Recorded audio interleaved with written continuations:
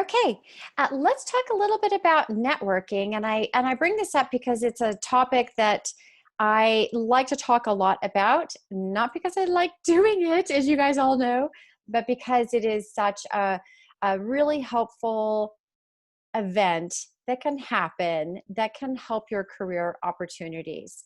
So, as you know, I have a job board and I highly recommend looking at my jobs, applying to my jobs that are on my job board. All those wonderful employers post those jobs and they're hoping to find you. But one of the biggest elements that you can tap into that can actually get you the job, besides your resume, your LinkedIn profile, and all my goodies that I help you with, is to network, and that is to reach out to other people. It's a point of reference for somebody for the job. It's a way you get connected with the job. It's a way you can get in the door with your resume for that job.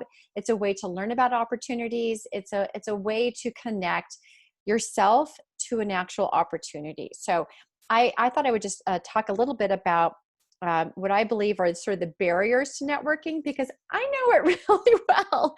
I know the barriers, and I live and breathe those barriers. So I thought I would just go through those and address those. I'm going to just tackle three and address those barriers and give some solutions of how to work around those barriers, because as you know, networking is not my favorite thing. So it's something that's top of mind. I think when something comes easy for you, it's hard to articulate how to do it to somebody else who doesn't have that same affinity for that. So for me, it's networking. So I feel like I have all of these tricks up my sleeve that I can share with you, because I have a lot of barriers to networking, and I have learned from lots of people, from Sarah Kozik, from many people in my network of friends that I watch and I learn from observational learning. I have learned so many different things. So I'm just going to pop out three top barriers to networking. The first one is not enough time. So I personally have a family. I have a husband who works a lot, so I sort of take care of most of everything that happens in the house. I have a wonderful, thriving business. I feel like I've been in the profession for a really long time, so I don't need to network anymore. I know everybody. I don't need to add anybody to my network. And that's not necessarily true. And I think you really have to carve out the time to make that happen. As you know, it's that you don't have enough time. It's that you don't carve out or make enough time for something. And truly networking, if you think about it, or when I think about it, it doesn't actually take that much time. It's just the intention. It's just putting it into practice and planning for it. So I'm going to debunk the idea for myself, maybe for you as well, that not having enough time is not a valid reason for it, but I can talk about different strategies to work around that. So planning for it in my day, and I'll talk a little bit about this a little bit later. But also, I think now when we're doing most of our networking, it's mostly done virtually. So whether it's done on Instagram, whether it's done on LinkedIn, whether you set up a Zoom call with somebody or a regular call. So I try to make and carve out a couple different times, events where I'm actually networking somehow. I try to think about it every single day. I know we talked about this last time as my habits, and networking is one of those things that I have to carve out and make time for every day. It's like, for me, it's like brushing your teeth. Like, I'd rather go without brushing my teeth, of course, but I never go without brushing my teeth more than a couple times a day. And the same goes for something like networking. Honestly, it doesn't take that long. You learn something, you can share something, you can always give somebody something of being of service. As you know, we talk about the go givers. You can always be of service to somebody. You don't always have to be getting something in return. So anyway, just carving out that time, I think that's a good thing to have. The next barrier is, then once you do carve out the time, you do make the time to connect with somebody, whether, let's say it's a phone call. So I've got a phone call actually scheduled in about 30 minutes. And I first was a little fluxumed, thinking, oh my gosh, I don't know what I'm going to say. So that's often a barrier. That's often something that needs to be addressed. And it's also something that you want to sort of tackle and take on. And so not sure what to say is something you can easily tackle by putting little post-it notes. So what I do is right next to my computer, I have a screen thing, right next to my computer, I have little post-it notes. It's the long kind, and I can just put it up on the side of my computer, and I can refer to it when I'm talking to somebody on Zoom, when I'm talking to somebody on the phone, and I'm typing at the same time. So I have all this information right in front of me. And they're prompts for me to know what to ask them. They're prompts for me to plan out what I'm going to say so I don't get stumped or just feel really anxious and say silly things and say things that, talk too much about, too much small talk, too much talk about the weather or COVID or whatever it might be. I've got something for you on what to say, and then also just planning, not planning. And so this is all about the planning part of it, including it in your day, including planning what you're going to say.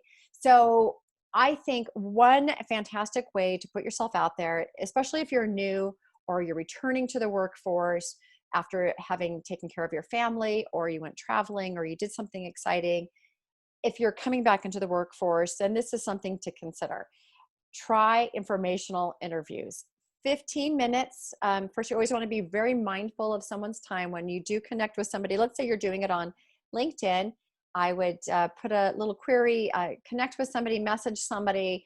If I didn't know them already, I would put a little note attached to my connection saying, I'm really curious about the work that you're doing. I'm trying to figure out what direction I want to go into in the field of dietetics. Do you have 10, 15 minutes that I can chat with you for an informational interview? And most people will say yes, especially if you're really diligent about sticking to that 15-minute maximum time that you're spending with them. Because if you're reaching out to somebody that has either accomplished in their career, or they feel like they kind of know what they're doing, chances are they're pretty busy, whether it's with work and family or just work, managing other people. So just being mindful of their time and really sticking to that. So you can do it by Zoom, you could do it by phone call, you could do audio Zoom, you can do FaceTime, you can do anything that you're comfortable with. I think that's the bottom line. I highly recommend being able to see somebody face to face so they can see your face and they can remember you, and they can get the smiliness of your face when you're talking to them, that you're very eager, you're very interested, you're very professional, and hopefully they'll remember you for some future opportunity. Here are some little topics you can bring up. And I put these on, like I said, I put them on sticky notes in front of me so that I can prompt myself whenever I do an interview with any dietitian, even a friend dietitian, someone I know really well. I always have to put up prompts because it doesn't come naturally for me to be able to be thinking about all the things on my computer, thinking about writing down the answers to some of the questions, and being able to organize that in my mind. So having the questions already planted for me in front of me help me feel more relaxed. I can better listen to their answers. I might get an additional question that pops out of that answer and I can write that one down. But having 2 or 3 main questions at the ready is super, super helpful. Okay, so the first one you can ask them is, tell me what made you choose your job, or you can tailor this a little bit more. What made you choose the direction of dietetics that you went into? Maybe they're in academics, and you can ask them more specifically about how did you choose the university that you're working at? How did you choose being in a graduate program? How did you choose to go into culinary nutrition? So just a quick question about what made you choose your job. Another question that you could ask them is, what does a work day look like for you? What is a typical work day? What is an atypical work day? You can choose one of those questions. You can let the person that you're interviewing respond any way that they feel that they want to respond. You can give them that freedom. Really, you're just trying to sponge up the information that they're giving you to give you information, but also to help you network. And while they're talking, stare at them. You can also stare at your Post-it note questions if you want to for a brief moment, and you can let them know that you're doing that you're not just checking your phone off to the side, but eyeballing them. Look into the viewfinder or into their face on the screen and just listen and nod your head and make some connection with them so that they know that you're listening and that their time is being well spent, and that obviously that you're very interested and you're being professional. So they might give you some really interesting ideas that you hadn't thought of based on their answer, and you can follow up with some questions after that. But this is a really good one. Oftentimes people will say, oh, I have no typical day, but this is what my day is going to look like today. Or if they get stumped on that question, you can ask them, oh, tell me about, what does your plan look like for tomorrow? Or what was your day yesterday? Or what's your plan for today? You can sort of reword it to make the person who's being interviewed feel like they're getting some direction and they're getting some help with the question if they need that. To again, you're trying to be mindful of their time, but also get some information and to network. Then the other question you can ask of them, and this is something you can tailor this in any way that you want to, but what skills do you think are most important for someone interested in a job like yours? Or how can somebody be successful in a job like yours? Or what background did you bring to this job that made you successful? Or what skills did you learn along the way to make you successful or make you enjoy this job? Again, these are very basic questions. You can tailor them in any way that you think will help the person that you're interviewing and also get some information from that person. And let's see, do I have another question? I think this might be my last slide on this topic. So that's what I have for networking, barriers to networking. Okay, I already feel like relaxed about my next phone call that I have. That's an informational interview that someone's talking to me about something they want to collaborate with on NutritionJobs. So even just talking about it right now makes me feel more relaxed, more confident. I think that's something I didn't hit on before in this topic today. We've talked about it before in the webinar that I have on Dietetic Career Boosters, which I think you've seen. If not, make sure you check that one out. It's on the YouTube channel, NutritionJobs YouTube channel. So make sure you subscribe. How do I do that? Subscribe to the YouTube channel. But we can talk about confidence if that's something you guys are interested in. We can talk about that at a later topic. But I think this is a really fun one to do. Okay, so that's it for now. If there's any questions, I'm just going to check in the chat real quick and see if there's any. Okay, I think we're good on questions. Thanks for the ones that you did present and bring in. I really appreciate it. And I think that's it for now. All right, good luck in your career. Send me messages.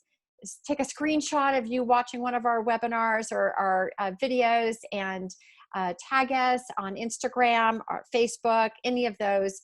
I'm on all of them. Of course, I'm always on LinkedIn. You can always connect with me on LinkedIn. So that's it for now, and bye for now.